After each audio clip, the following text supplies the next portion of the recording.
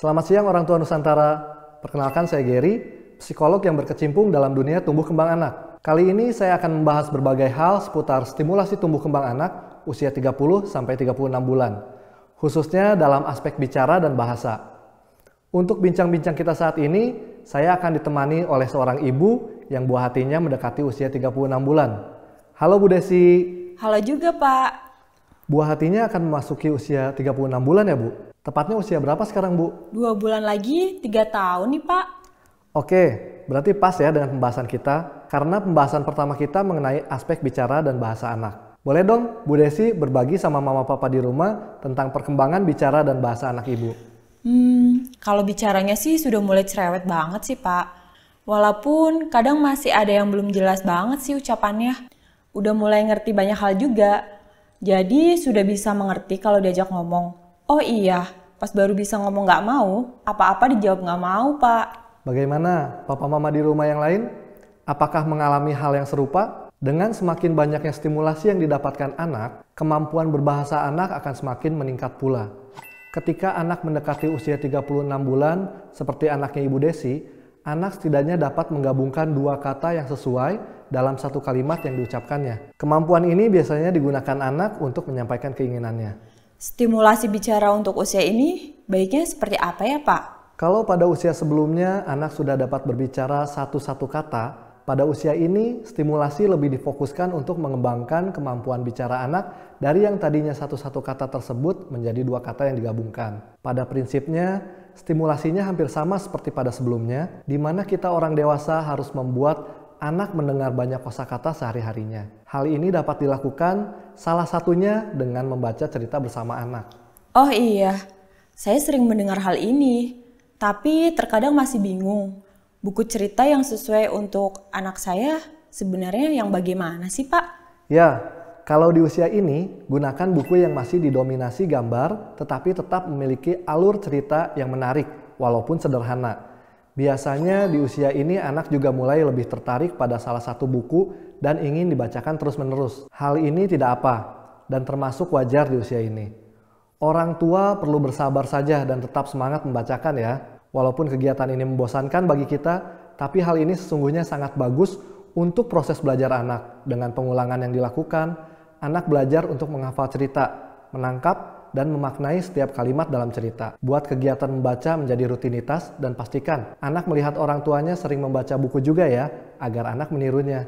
Oh, jadi anak bisa menangkap kata-kata di cerita tersebut dan menghafalnya ya Pak? Nah, tapi kalau bicaranya gimana Pak? Tadi kan katanya anak usia ini harus distimulasi kemampuan bicara ekspresinya. Ya, betul sekali Bu. Nah, untuk bicara atau bahasa ekspresifnya, melalui membaca buku, kita bisa meminta anak untuk menceritakannya kembali. Atau kita juga bisa sekali meminta anak jelaskan apa yang ia lihat di buku. Karena target usia ini adalah kemampuan menggabungkan dua kata tadi. Maka kita pun menstimulasi anak untuk menerangkan sesuatu dengan menggunakan dua kata gabungan. Bagaimana menstimulasinya tuh Pak? Kita lihat langsung saja pada video berikut ya Bu. Nah, ini ada 3 ekor gajah. Temenan bertiga. Ini gajah warna biru, warna ungu, sama warna merah. Nah, gajah ini mereka suka main bola. Nah, pada percakapan di video tadi, awalnya anak hanya menjawab menggunakan satu kata, yaitu bola.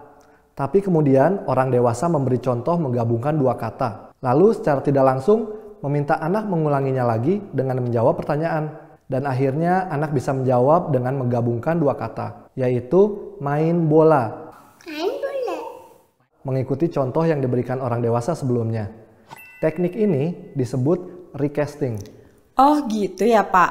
Jadi anak bukan hanya dibacakan, tapi seperti diajak berkomentar juga.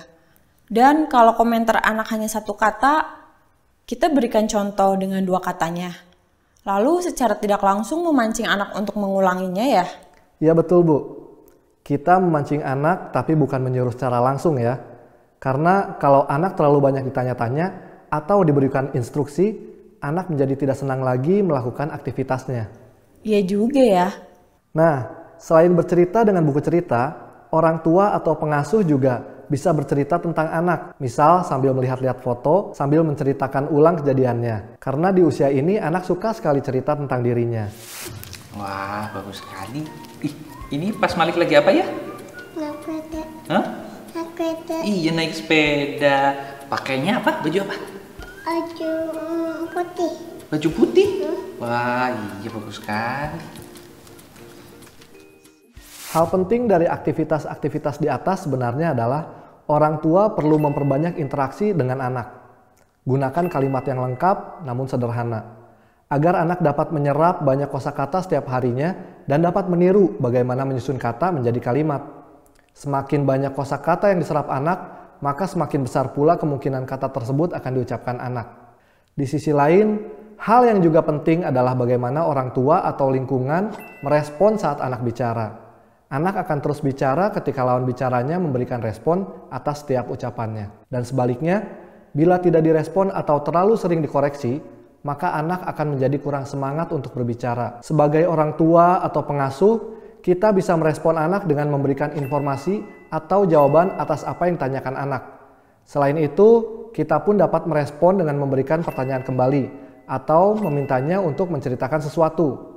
Dengan demikian kita, orang tua, bukan hanya memberikan informasi kosakata baru, namun juga memberikan anak kesempatan untuk berbicara, guna melatih kemampuan gerak mulut serta kemampuan berbahasanya. Oh, begitu, Pak. Perlu diingat bahwa kemampuan bicara pada anak memerlukan kematangan otot-otot organ bicara dan syaraf bicaranya.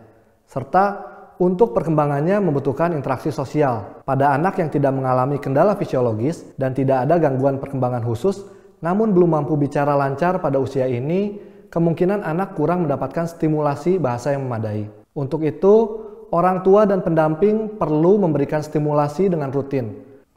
Namun, apabila pada usia 36 bulan nanti, anak masih belum dapat menggabungkan dua kata saat berbicara, maka orang tua atau pengasuh perlu segera mengkonsultasikan kepada tenaga ahli terkait untuk mengetahui apakah anak memiliki keterlambatan khusus terutama dalam perkembangan bahasanya.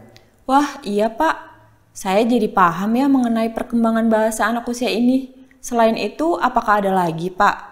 Baik, kita masih akan lanjut ke kemampuan bicara dan bahasa lainnya untuk usia ini.